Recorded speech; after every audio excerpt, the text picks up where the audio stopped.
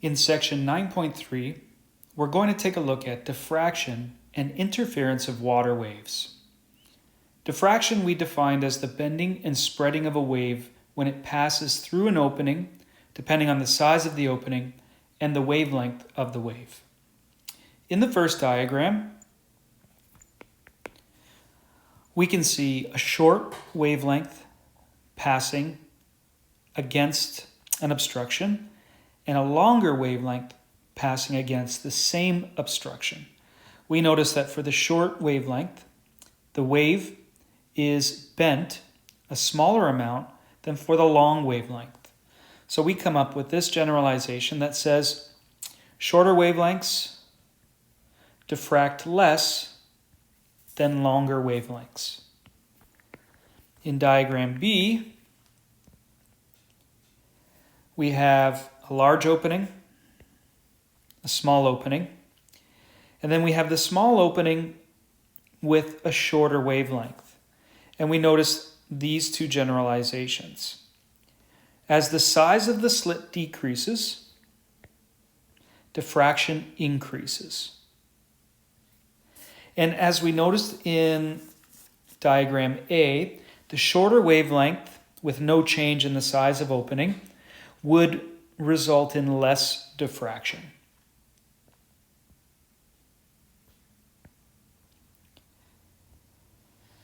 In general, if waves are to undergo more noticeable diffraction, the wavelength must be comparable or greater than the slit width. So we say that the wavelength must be greater or equal to the width of the slit. Let's do a sample problem that investigates that. Sample problem number 1, diffraction through a slit. Determine and explain the difference between the diffractions observed in the figures below. In part A,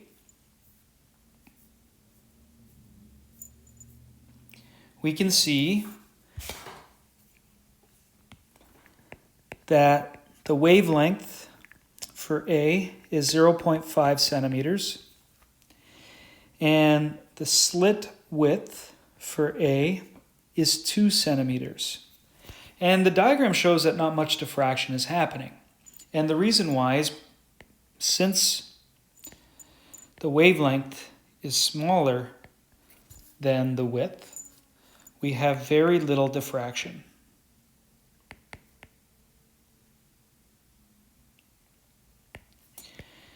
In part B, the wavelength is 0.5 centimeters, but now comparatively,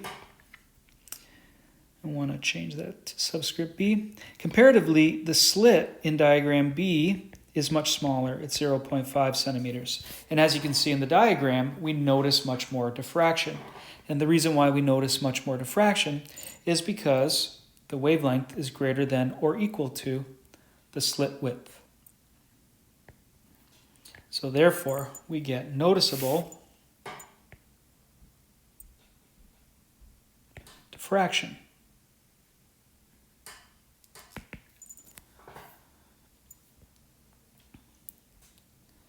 In general, interference is the phenomenon that occurs when two waves in the same medium interact. This interference can be constructive. This occurs when the two interfering waves have a displacement in the same direction and they superimpose. They interfere constructively. Destructive interference, the phenomenon that occurs when two interfering waves have displacements in opposite directions where they superimpose. So they interfere destructively. So we have 3 situations here, A, B, and C. In A, we can see that the length 1 and length 2 are the same. Then the waves are going to arrive at the listener in phase. So when waves arrive in phase, we notice what we see in diagram B, constructive interference. So interfere constructively when they arrive in phase. In diagram C, we can see that if L1 and L2 differ by, say, 2, the wavelengths arrive 180 degrees out of phase. if they arrive 180 degrees out of phase, we say they're in opposite phase, they will interfere destructively.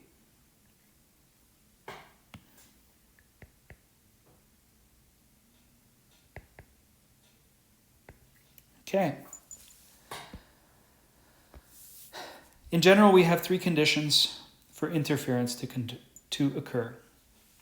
Condition number one, two or more waves must be moving through different regions of space over at least some of their way from the source to the point of interest. Condition number two, the waves come together at a common point. And condition number three, the waves must have the same frequency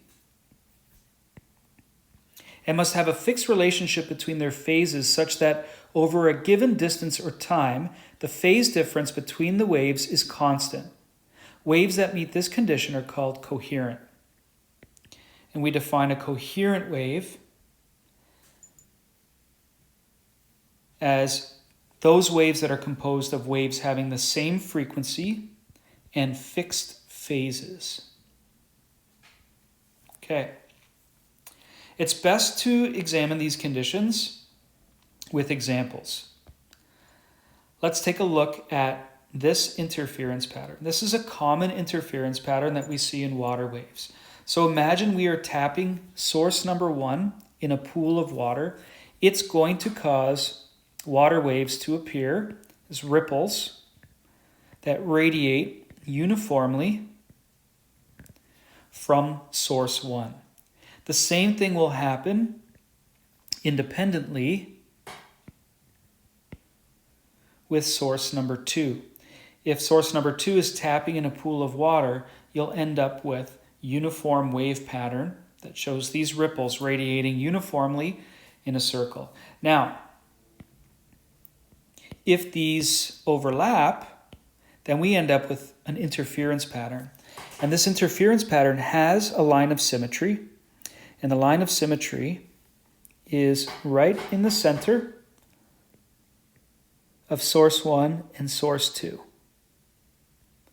And we can see that the interference pattern is composed of points where the two waves from source 1 and source 2 are in phase. These are denoted by these red dots, and you can see that we have crests from source 1 overlapping with crests of source 2, and they form what I am tracing over, which are called nodal lines. These nodal lines that I've traced over are areas of constructive interference. And you can notice the symmetry on the left side and the right side. Now, where a crest from source 1 overlaps a trough from source 2, we end up with areas of destructive interference. And there's more to this pattern of symmetry than meets the eye. In fact, there are mathematical formulas that summarize the relationships that happen between 2 point sources that interfere in water waves. And we're going to study those. So let's go over a couple definitions beforehand. We have the definition of a node.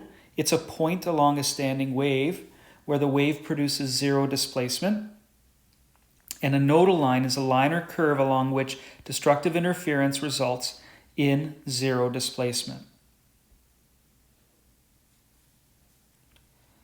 So, remember, these orange lines are called the nodal lines. And the reason why is because there's zero displacement, and they are points of destructive interference. So a few points that summarize what we see. Number 1. When frequency of the two sources increase, the wavelength decreases, which means that the nodal lines come closer together. So when frequency increases, nodal lines become closer together, and the number of nodal lines increases. Number 2, when the distance between the two sources increases, the number of nodal lines also increases. just going to alternate this color just so that we can separate these statements. So the distance between S1 and S2 increases, then nodal lines increase. Point number 3. The symmetry of the pattern does not change when any of the two factors, 1 or 2, are changed. And point number 4, however, if the phase of the two sources change, then the pattern shifts, but the number of nodal lines stays the same. So with source 1 and source 2, if you change the phase, the number of nodal lines will stay the same, and the pattern shifts. And this diagram below shows a shift between the phase between S1 and S2. We've denoted the line of symmetry.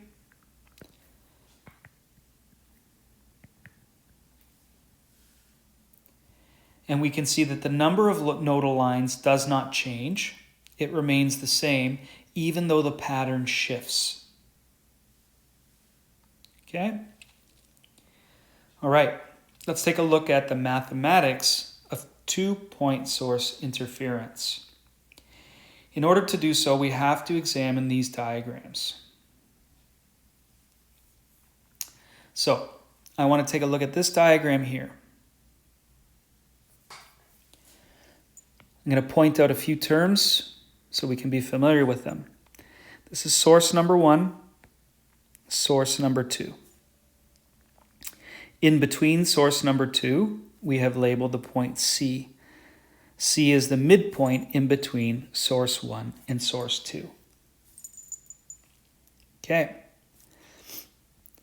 B represents the bisector between point source 1 and point source 2.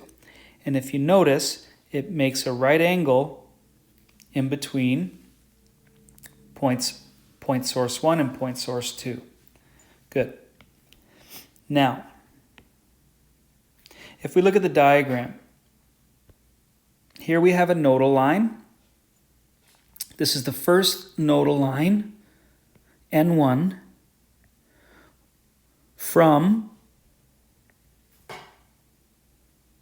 the bisector right here.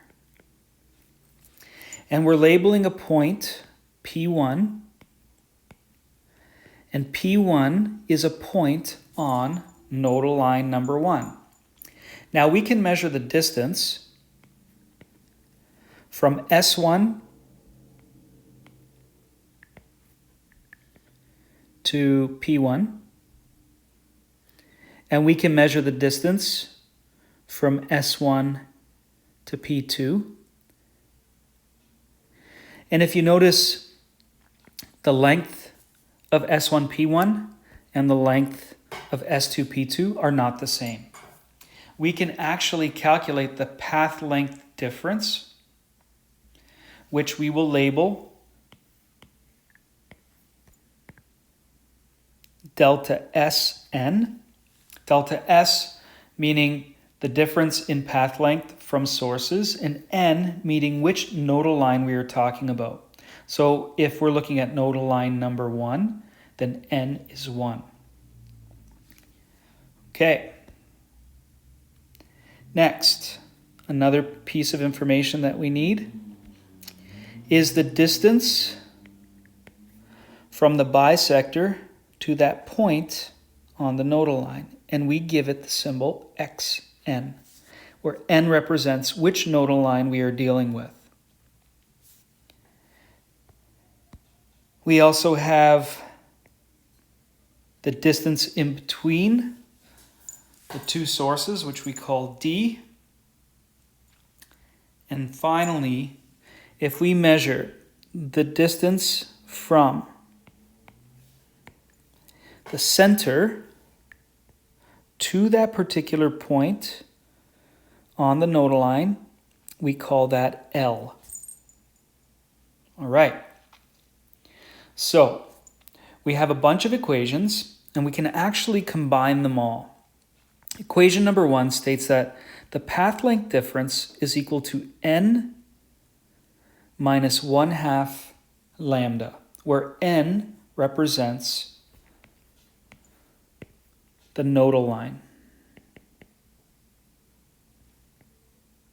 So for nodal line number 1, n equals 1. For nodal line number 2, n equals 2.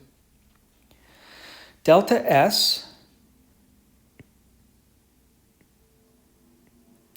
is the same thing as saying the path from that point n to source 1 minus that same point n to source 2. We use the absolute values because we're not concerned which one is bigger and which one's smaller. All we want to know is the difference in path length from source 1 to source 2. So we can say that the absolute value of PS1 minus PS2 is also equal to n minus 1/2 lambda. Now, trigonometry tells us even more. We have this one equation which states sine of theta n, and theta n is this angle right here. And we achieve theta n. If you take a look, here's the straight line joining S1 and S2. If you then draw a line from S2 to PS1 that forms a 90-degree angle with PS1, that angle is called theta n. Okay? So this is the main equation that we will be using throughout all of the mathematical analysis between 2 point sources in water. And it's best if we actually start practicing. The most important thing that you can prepare for in order to answer these questions is to be sure how to denote the quantities that are present in a wave interference pattern. And I'm going to help you with that. So I'm actually going to copy this equation so we can see it when we're doing these problems. Okay. Let's try sample problem number 1. Interference in 2 dimensions. The distance from the right bisector to a point P on the second nodal line in a 2-point interference pattern is 4 centimeters. The distance from the midpoint between the 2 sources, which are 0.5 centimeters apart, to point P is 14 centimeters. So we're given a bunch of different quantities here. Let's see if we can go through them. The first one they tell us is 4 centimeters. And it's the distance between the right bisector to the point P. And we give that xn equals 4 centimeters. It's given the symbol xn. Now, which nodal point are we talking about? We know that we're talking about the second nodal line. So another value that we know is n equals 2. So we can actually rewrite this as x2 is equal to 4 centimeters. And just to show you from our diagram over here, we're looking at this distance from the bisector to the point on the second nodal line, which we give the symbol xn. Okay. The distance from the midpoint between the 2 sources is 14 centimeters. So the distance from the midpoint, which would be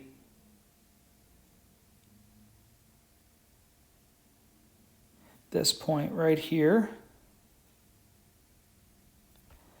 the distance from C to the point P. We call this distance L. So in this example, let's read it again. The distance from the midpoint between the two sources, which are 0.5 centimeters apart, to point P is 14 centimeters. So we know that L equals 14 centimeters. The last piece of information they give us is that the 2 point sources are 0.5 centimeters apart. And we use the symbol D to represent how far apart they are. Okay, and now they want us to find theta 2. That's the angle for the second nodal point. So we know from our equation, number one, we're given x, L, and D. And we need to find theta. So we're going to use sine theta n equals xn over L. So we can replace that since we're dealing with the second nodal point. We have sine theta 2 equals x2 over L. And theta 2 is equal to the inverse sine of x2 is 4 centimeters and L is 14 centimeters.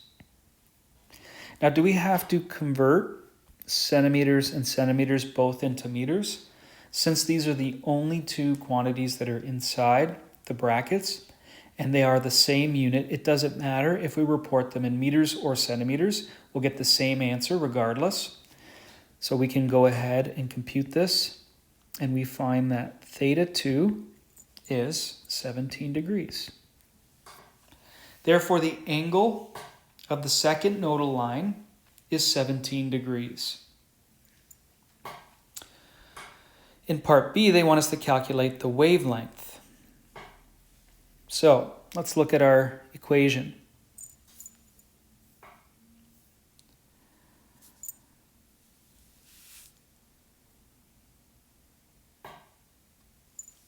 We know that xn over L is equal to n minus 1/2 lambda over d. So we can rearrange this equation for lambda. Hopefully your skills of rearranging are getting better.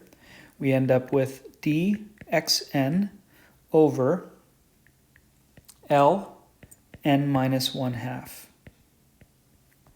And we can sub in. D we know is 0.5 centimeters. Xn is 4 centimeters. L is 14 centimeters. N is 2 minus 1/2. Carefully punch this into your calculator, and you end up with a wavelength of 9.5 times 10 to the power of negative 2 centimeters. Okay.